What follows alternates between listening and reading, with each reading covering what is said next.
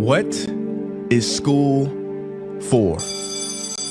Feel free to call me slow, but I spent 16 years going to school, and I still don't know. When I finished, I didn't know how to do my own taxes, purchase a home, or apply for a loan. I didn't know a thing about investments, building credit, or getting a job. I graduated at the top of my class, and what did I have?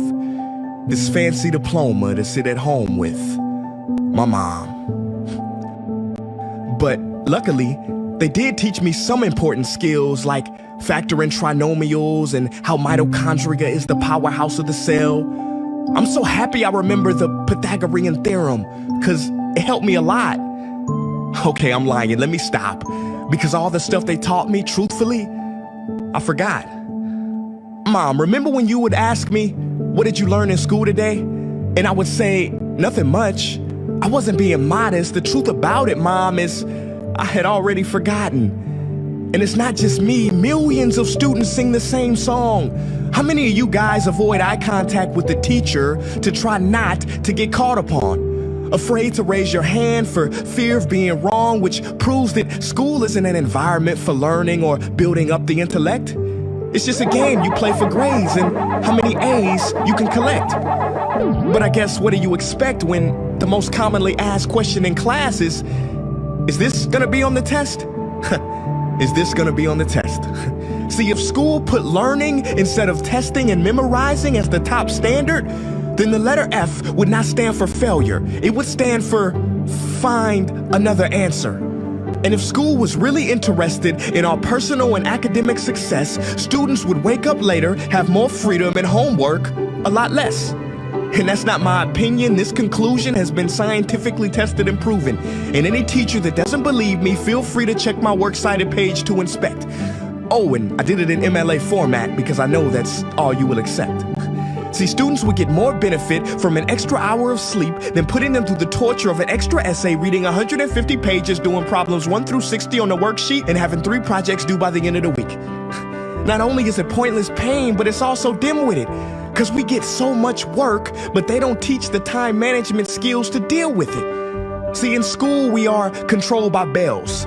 We have to learn in rooms with the feng shui of a prison cell. We have to ask permission to relieve bodily functions, but not before the teacher asks a million questions like, why didn't you go before class? I'm sorry, my bladder is kind of on its own schedule and it's not always timely. See, teachers always say, use your time wisely. But that never made sense to me. Because these 6 cruel hours of our lives we call school might literally be the worst use of time management ever in history. Think about it, the traditional teaching method is foolish. No, it's useless, multiplied by the square root of stupid. What they do is they cram information in your head, force feeding you, and then you throw it up on the test. That's not education, that's bulimia.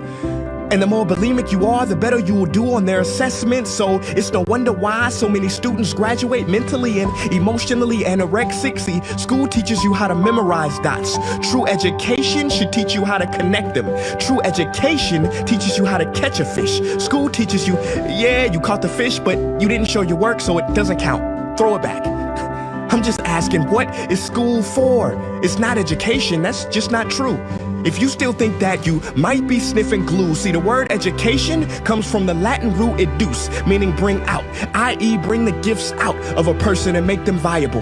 But school doesn't bring out much, it just stuffs more facts inside of you. Now some of that stuff is justifiable. We need reading, writing, and some arithmetic, that's fair. But are you telling me metamorphic and igneous rocks are more important than self-care? If suicide is the 3rd leading cause of death of ages 10 to 24, and Harvard studies suggest the biggest predictor for success is self-control and emotional health, then why the heck aren't we taught how to handle stress, bullies, or rejection? How about anxiety or depression? You know, skills we need for our entire lives. Bro, I don't even know how to cook. I'm honestly surprised I'm still alive. But hey, at least I can name all the battles that happened in the Civil War. Seriously, what is school for? Some say you need it to be successful, and that's something we do not doubt. But do you own a MacBook or iPhone? Did you know they both were created by a dropout? Are you watching this video on Facebook or YouTube? Doesn't matter which you choose. They both were created by dropouts. Ever use Snapchat, WhatsApp, shopped at Whole Foods? Well, thank a dropout. Does your home furniture come from IKEA? Okay, don't get the wrong idea. He was not a dropout. Don't be a fool. I mean, how could he drop out? Ingvar Kamprad, founder of IKEA, never even went to school. I know what you're thinking. He's just picking and choosing. There's millions who didn't go to school that aren't successful. Who is he fooling? And you're right. But open your history books and start perusing. You'll find the very people we idolize in school never really had formal and/or secondary schooling.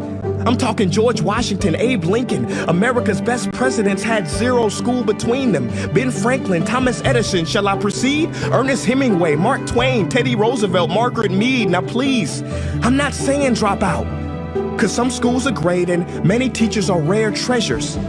I'm saying that there's a difference between people who are smart and people who score better.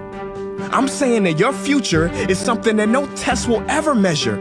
Even if that test begins in 3 letters like SAT, ACT, it's BS if they say those determine your LIFE. No, your destiny is in your hands. You must shape it to be great. So don't expect school to open doors, because it's more likely to slam them in your face.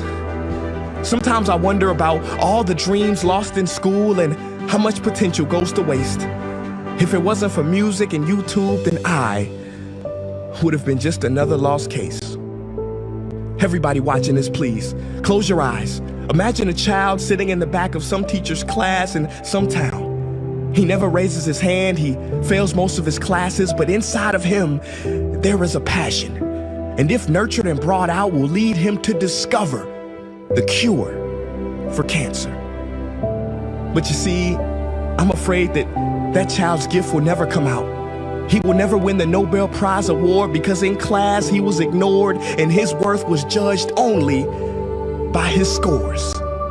So teachers, principals, parents, advisors, and students, I ask one more time, what is school for?